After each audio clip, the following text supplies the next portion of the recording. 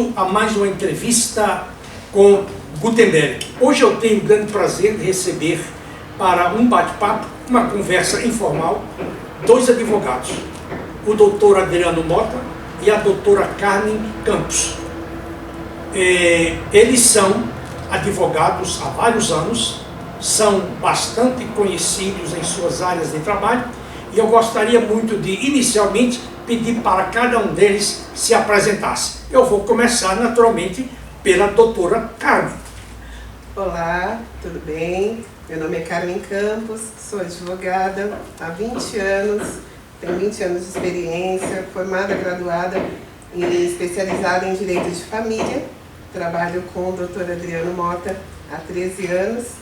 Temos um escritório bem consolidado na área de família, na área de direito do trabalho, na área civil.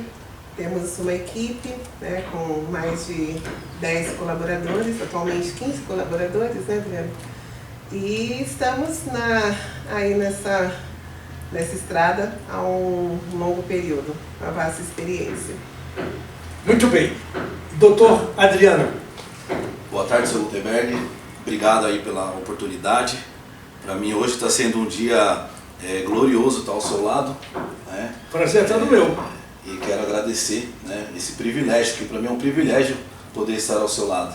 A gente que trabalha, eu sou advogado, né, especialista na área de direito do trabalho, especializado na parte de recursos humanos. Então a gente que trabalha com pessoas e ter o senhor, né, que é um profundo conhecedor de gente, de pessoas, para mim é de fato gratificante, tá? Como a doutora Carmen falou, nós temos um escritório de advocacia chamado Alves Mota Campos e Advogados, AMC Advogados. Estamos aí nas redes sociais, né, publicando diversos artigos, né, temas sobre as diversas áreas. Nosso escritório, Sr. Gutenberg, ele nasceu com o propósito de fornecer especialidade dentro do direito por profissionais focados em cada área de especialização, né? Então eu sou focado na área do direito do trabalho, né, empresarial, a doutora Carmen, como ela falou, na área de família. Aí nós temos o doutor Felipe, que faz a parte previdenciária. Então, através de todo esse conglomerado, a gente consegue fornecer um serviço dedicado, diferente e gourmetizado, como a gente costuma dizer, para os nossos clientes, né, deixando de ser aquela advocacia de massa para ser uma advocacia mais próxima do cliente e humanizada, né, sempre focando as pessoas. Hoje, vamos dizer, no ambiente, no trabalho advocatício, quais são os principais ou talvez os problemas mais complexos enfrentados por um advogado? Hoje a gente passa por um momento de muita instabilidade, não só em termos de judiciário, mas como em termos de economia, o país, né? E tudo isso acaba, questão política, né? Tudo isso acaba atingindo a gente dentro da nossa atividade. Para o senhor ter uma ideia, né, a gente passa por um momento dentro do seu trabalho em que o judiciário, o TST, através do TST, que é o Tribunal Superior do Trabalho, ele vem, né, julgando precedentes, tá, vinculantes, para que possa normatizar, né, e ter um regramento tentando trazer mais segurança jurídica, mas acaba interpretando, né, às vezes os temas divergentes da lei. Então hoje, né, a consultoria ela ficou muito mais complexa, porque não basta mais eu apenas o senhor ter uma dúvida e eu responder com base na lei. Eu preciso responder para o senhor o que fala a lei, o que o judiciário local está falando, que são as varas, o que o tribunal estão falando e o que o TST está pacificando. Para o senhor ter uma ideia, só no primeiro semestre o TST julgou 109 temas vinculantes, né, dentro da área do direito do trabalho. O que significa? Ele pacificou 109 temas para que os tribunais sigam o que ele está determinando, que entende que é o correto dentro da legislação.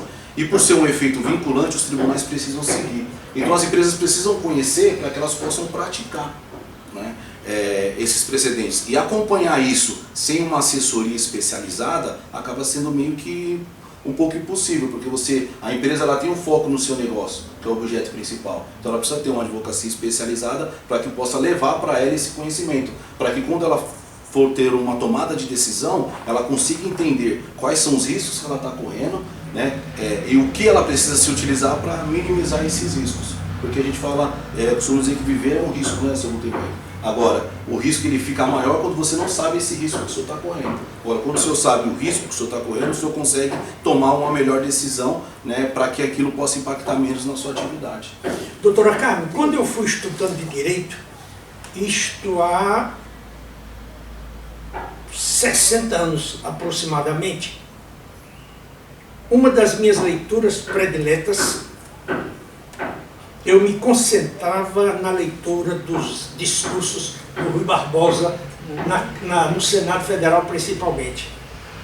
E tem uma frase dele que nunca saiu da minha cabeça: a justiça tardia é injustiça. Isso ocorre ainda hoje na justiça brasileira? Infelizmente, muitas vezes, como o doutor Adriano falou, né? Hoje a gente encontra bastante dificuldade, né, em trazer um tema determinado para a justiça e a justiça, infelizmente, acabar não prestando a justiça a tempo. Então isso acaba com que a gente tenha essa dificuldade de ir atrás da justiça em si. É uma grande dificuldade que a gente tem. E nós devemos atribuir, vamos dizer, essa lentidão da justiça a que fatores? A ineficiência da instituição, despreparo dos juízes, a falta de comprometimento com a sociedade, o quê? O que é que gera, ou a tudo isso? A tudo isso e até está muito massificado, está muito assoberbado, a justiça está assoberbada de processos. Então isso faz com que haja toda essa demora. A gente tem casos, né? O Adriano sabe, de 1996, exato. Não éramos nem advogados ainda, 1996, e casos que ainda se arrastam até hoje. Imagina? Então isso é bem o que o senhor falou. A justiça ela pode vir de uma forma tardia. Na sua área de especialização, o direito familiar, quais são os problemas que chegam às suas mãos para a solução? Os principais, ou o principal? Eu costumo dizer que todo problema de família, ele só se resolve se as partes quiserem. Porque enquanto as partes não entram num acordo, esse processo se arrasta por muitos e muitos anos. Eu falo isso para os meus clientes, como até respondendo ao seu questionamento, o que mais vem, infelizmente, são brigas entre casais, né? A questão não só de marido e mulher, filhos, enfim. Toda essa situação que gera mais acesso à justiça. Há 2 semanas atrás, aproximadamente, eu vi uma entrevista. Eu quero crer que foi na Rede Globo, não estou no Fantástico, de um grande empresário italiano que construiu um império, ele é fabricante de cadeiras. E ele, hoje está com 90 anos, mora sozinho, é viúvo, ele cuida de um aras, cavalos maravilhosos, e ele confiou as indústrias aos seus filhos, a 2 filhos. E ele fez um contrato com os filhos que os filhos devolveriam X valor para ele num determinado período de tempo.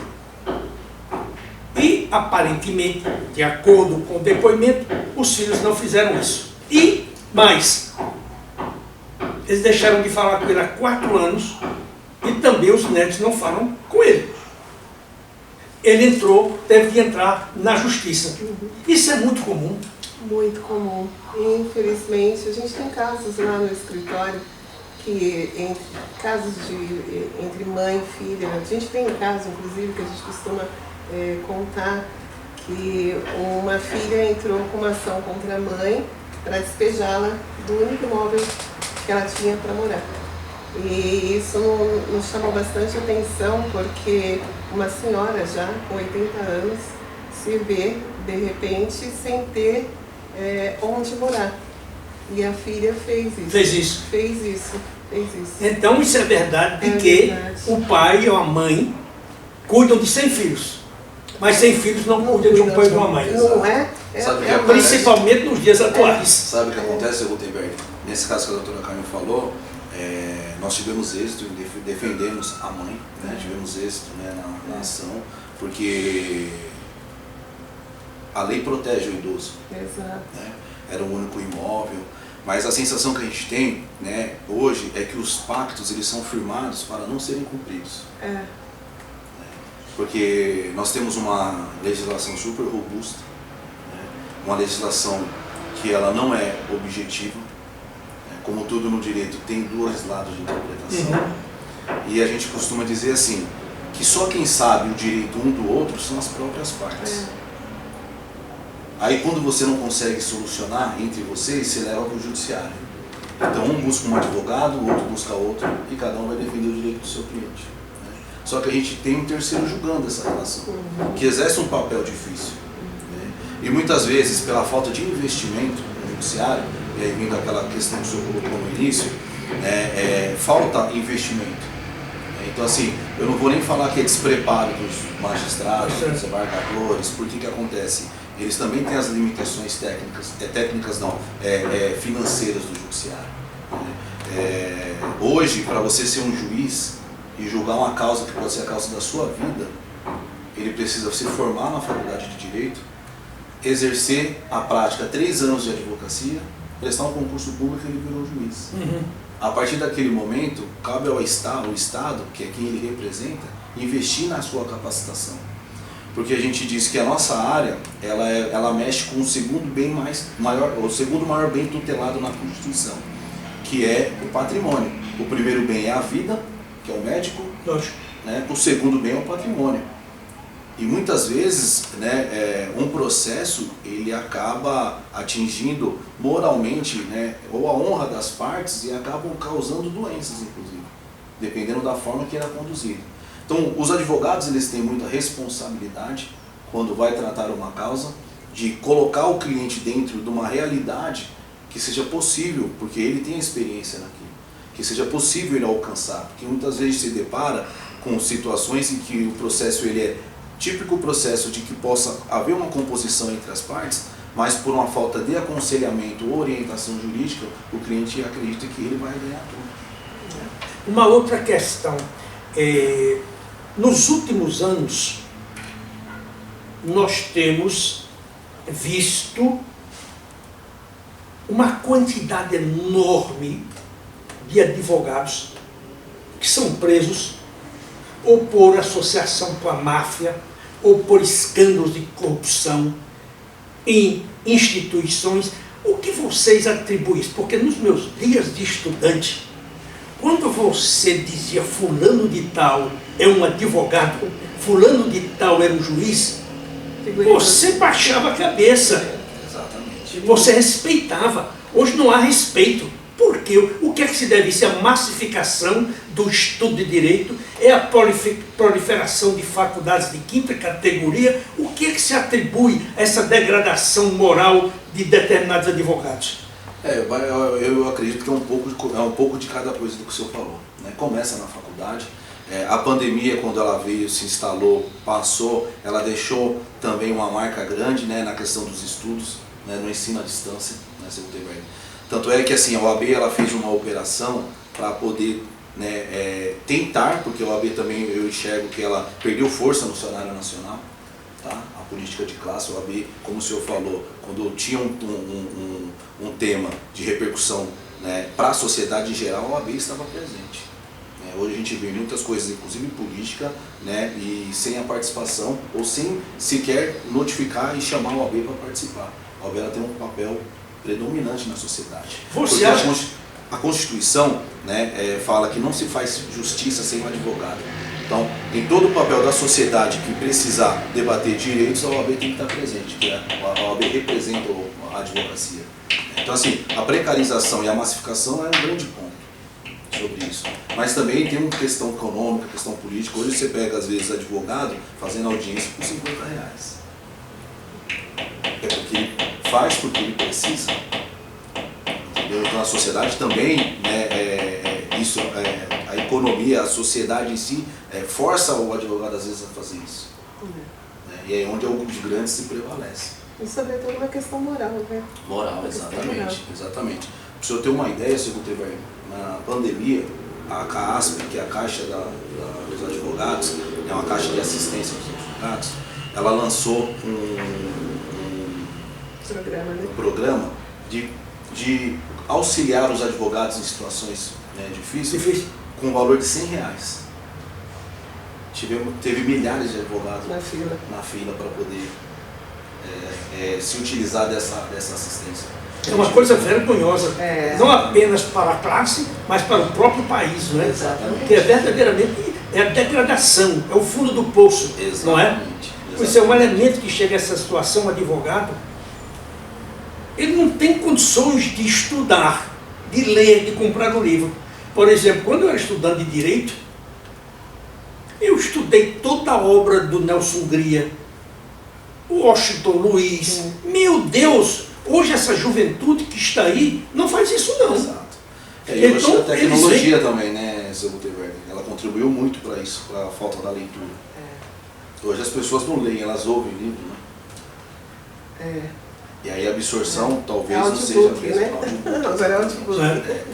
Mas ainda continua sendo, né, uma profissão, né, respeitada, né, uma profissão onde as pessoas necessitam de bons advogados.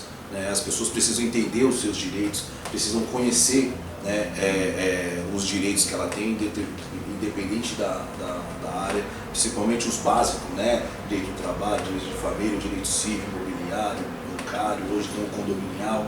Né, então é importante você ter acesso a essas informações. Eu tenho encontrado no meu trabalho alguns executivos que chegam à faixa etária dos 45, 50 anos de idade, e eles querem, pelo temor de uma demissão, ou porque foram demitidos, eles gostariam de encarar um novo caminho. E muitas vezes alguns deles têm me perguntado sobre qual a minha opinião sobre o estudo do direito. Eu vou jogar a pergunta para vocês dois. Qual é o conselho que você dá para o executivo nessa faixa etária que quer estudar direito para fazer disso, vamos dizer, o seu ganha-pão, o seu meio de sobrevivência? Eu diria, mais do que sobrevivência, né?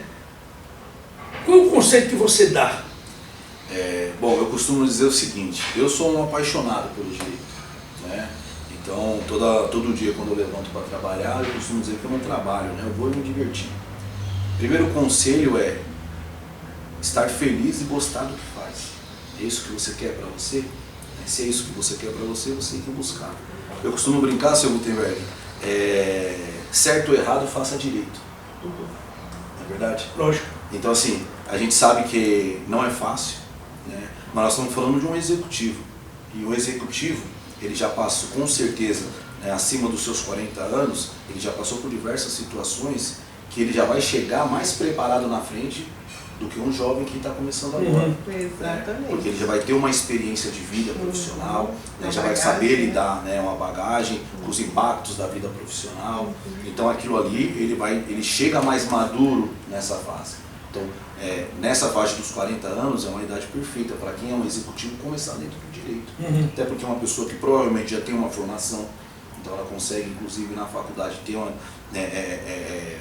dedicação eliminar maior, algumas matérias, ter uma dedicação maior, e quando ele se formar advogado, ele vai estar preparado para isso. Porque a advocacia também não se restringe só a advogar. Ele proporciona a fazer um concurso público para a magistratura, para o promotor, procurador, para poder lecionar, se a pessoa tem ele tem várias opções, na verdade. Então, assim, ele faz direito e cria um leque de atividades que ele pode exercer. E, além disso, ele pode advogar, né? Pode pegar algum processo para poder fazer. Essa é uma observação muito interessante. Quando o doutor Olavo era um rapaz, doutor Olavo Setúbal, foi prefeito de São Paulo, grande banqueiro, um grande homem honrado. Ele queria estudar engenharia. E o pai tentou de todas as formas dissuadi-lo de estudar engenharia, estudar direito, porque ele dizia que esse era o caminho que abria vários caminhos. E o doutor Olavo insistiu e disse, não, eu vou estudar engenharia. E foi o que ele fez. Foi o que ele fez, e onde ele se deu bem, porque além dele construir uma grande fábrica que produz esses produtos para banheiros, etc. Deca, eu acho que é o nome dele. Deca. Depois ele foi convidado por um tio para cuidar de 5 casas bancárias, o que ele deu, vamos dizer, colocou toda a sua inteligência a favor daquele negócio, e daí ele começou a construir o que hoje nós chamamos o Banco Itaú, que é um dos maiores bancos da América Latina. Então, eu pergunto para você, doutora Carmen, que conselho a senhora daria para um jovem que quer estudar direito nos dias atuais e quer se tornar, vamos dizer, um advogado de primeira qualidade e não um advogado de porta de cadeia? Leiam muito. A leitura ela é primordial, ela é o carro-chefe. Eu costumo dizer que sem leitura você não vai a lugar nenhum, né? O senhor mesmo é um parâmetro para isso. Quantos livros o senhor já leu até hoje? Nem sei, eu sei que eu tenho mais de 8.000. Então, imagine. Então, eu acredito que a leitura ela abre caminhos e ela é o carro-chefe para você se dar bem não só no direito, mas em qualquer outra área.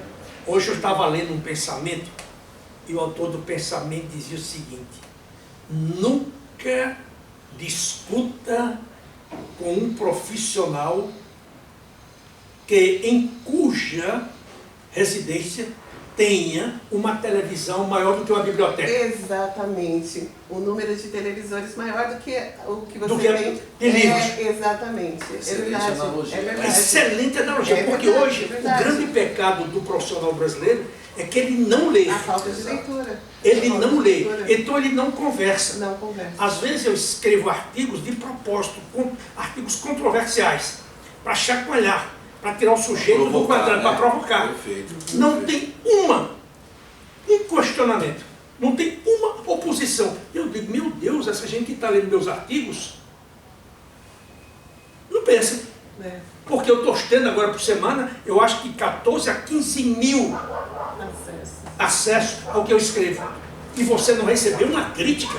Ora, se você não é criticado, você não cresce. Exato, exatamente. Você não cresce, você tem que ser criticado. Tem a crítica negativa, que a gente tem que isolar, mas tem a crítica positiva. Exato. É porque quem vai ousar criticar um homem que já leu mais de 8.000 livros? Ninguém. Mas é bom ler, é bom. Com certeza. E o senhor falava, né, seu Gutenberg, complementando o que a doutora Carmen falou, sobre o início na carreira do direito, tanto do jovem quanto do executivo. Eu acho que como qualquer carreira, eu costumo dizer que a gente tem que ter três pressupostos básicos que não podem sair da sua vista. Primeiro é ter fé em Deus, porque independente da religião, é Deus que nos move. Salomão dizia, 2.700 anos atrás, que o temor a Deus é o princípio da sabedoria. Pronto. Que inteligência. E duas outras coisas é dedicação e vontade. Porque tem certos momentos na vida que vai faltar vontade, mas vai sobrar dedicação. E quando não tiver dedicação, vai ter vontade. E só assim a gente vai conseguir superar esses desafios que cada vez aumentam mais. O advogado tradicional de antigamente, que se só deparava com a leitura legal, já não existe mais. Hoje você precisa entender a questão do judiciário, a questão dos costumes, novos costumes, questões políticas. Você precisa acompanhar a sociedade em geral, independente da especialização da sua área. Porque eu preciso, quando sentar com o cliente, entender. Isso também é o bonito do direito, porque nós somos advogados, seu Gutenberg, e muitas vezes nós estamos estudando medicina, nós estamos estudando engenharia. Esses dias eu, conversando com a doutora Carmen, ela estava com uma situação de família que envolvia um divórcio, em que envolvia a divisão de bens, e aí ela estava estudando sobre administração, sobre balanço, balancete, para entender e poder orientar o cliente dela sobre essa questão de cotas, qual era a participação que ela tinha na empresa do marido. Então assim, você vê, outro momento eu estou com um processo envolvendo um erro médico. Eu preciso entender se de fato houve um erro médico, qual que é a doença que a gente está discutindo. Então o bonito do direito é esse. Então às vezes a gente está falando sobre um processo que envolve um motorista, que envolve um mecânico, E aí a gente tem que estudar, às vezes, sobre mecânica, buscar um especialista, né, um assistente técnico que vai nos auxiliar dentro daquela matéria específica. Os juízes têm os peritos. Né? Eu não sei que opinião vocês têm sobre o Alexandre Moraes, o relator do processo contra a turma do golpe.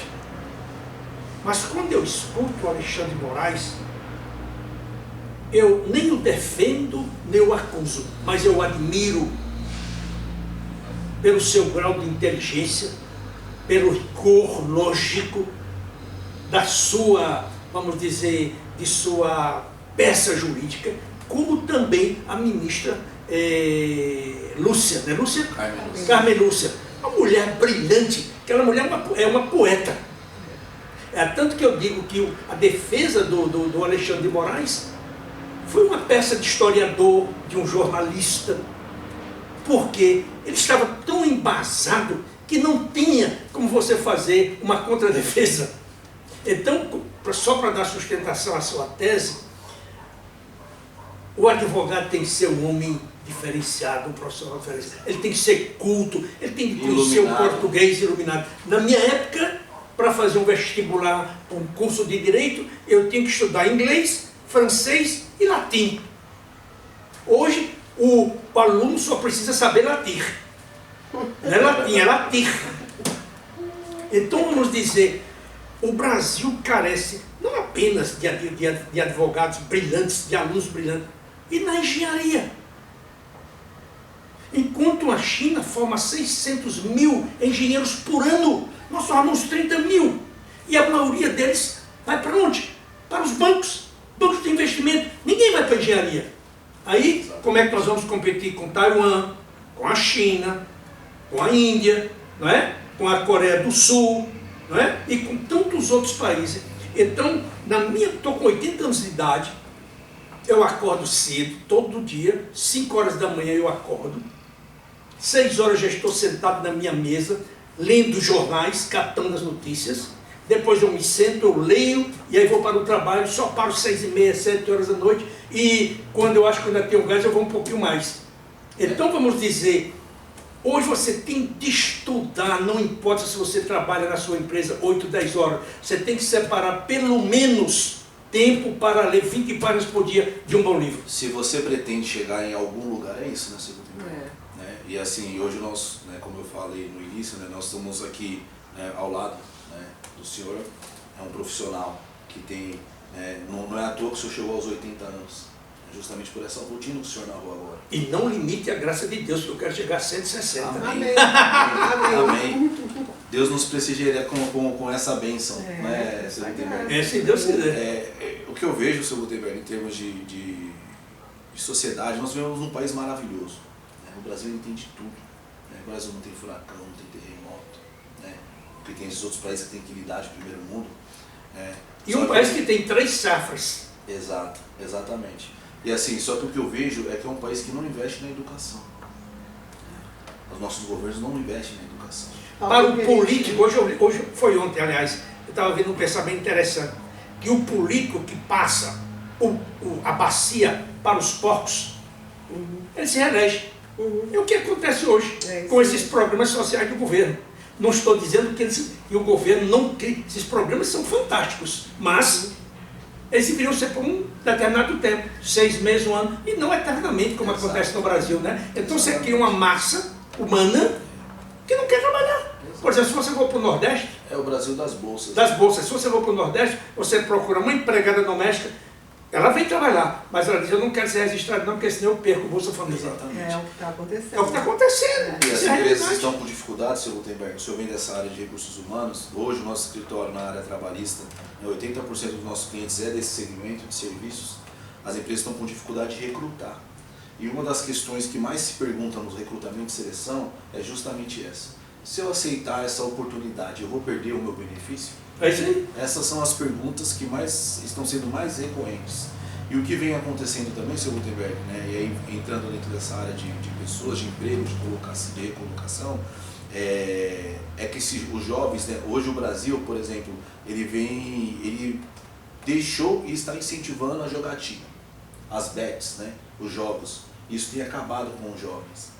Porque não só com os jovens, com diversos profissionais. Até mesmo com os aposentados. Exatamente, que acabam se endividando e o endividamento acaba mostrando o outro lado para a pessoa, que acaba às vezes praticando crimes de furto dentro das empresas, É isso mesmo. roubos, desvios, né, e acabam perdendo oportunidades que, né, galgariam um futuro brilhante, e por conta de uma dívida de jogo a pessoa acaba se enrolando. Ontem eu estava lendo um livro que eu li em 2002.